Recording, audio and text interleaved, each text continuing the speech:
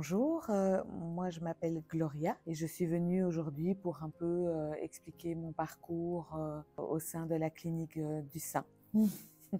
Drôle de jeu de mots. Ouais.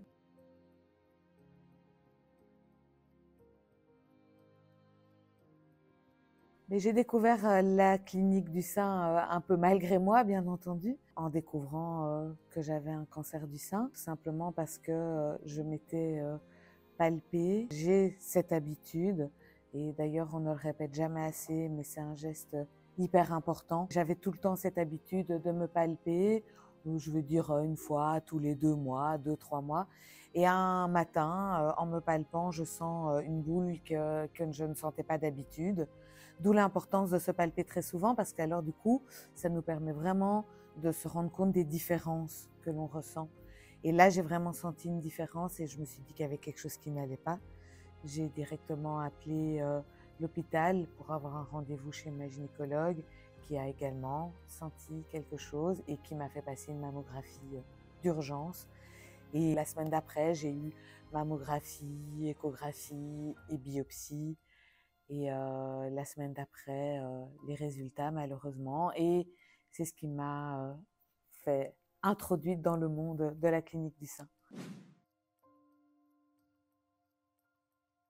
Oh, ça a été fantastique directement. Vraiment, c'est une équipe formidable dès le départ, même au niveau de la mammographie, et puis le rendez-vous avec le scénologue, l'annonce du diagnostic, la rencontre avec l'infirmière coordinatrice, et puis la rencontre avec le reste de l'équipe lors des chimios, la rencontre avec l'esthéticienne, la psychologue, le kiné, le diététicien, enfin, tout le monde est fantastique, aux petits soins, mais on est vraiment mis dans un cocon, on est chouchouté et ça fait vraiment du bien.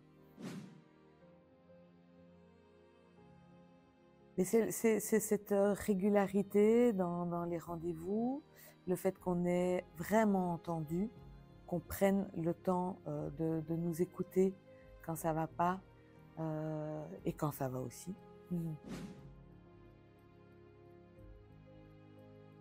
Oh, il y en a eu beaucoup.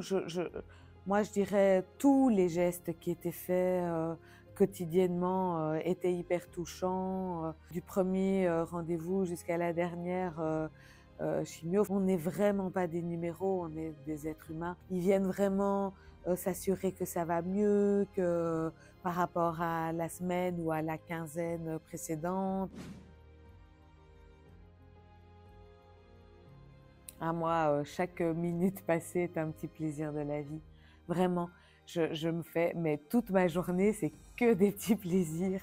Et c'est marrant parce que c'est ma fille qui me faisait remarquer. Euh, je dis souvent, ça c'est mon petit plaisir, ça c'est. Mais au fait, j'en ai plein. Je m'octroie mes petits plaisirs. Bah, que je pourrais jamais les remercier assez pour tout ce qu'ils ont fait pour moi, tous, comme j'ai dit, vraiment. Ce sont toutes et tous des personnes à titre personnel, des personnes exceptionnelles qui donnent beaucoup de leur temps.